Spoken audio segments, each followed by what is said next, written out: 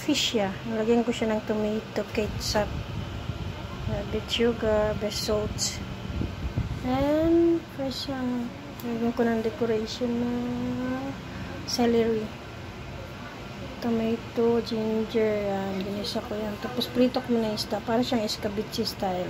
Ayan guys. Sarap na. Una namin kasi ayun yan dry. So ginawaan ko siya ng ganito. Ayun na yan dry na food. Ang alam mo ko. Ginawa ko na may ketchup. Sarap na.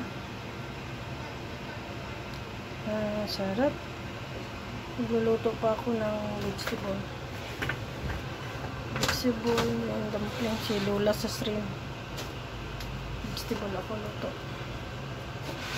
Nagluluto ako ng vegetable. Ayan guys. Handa na to.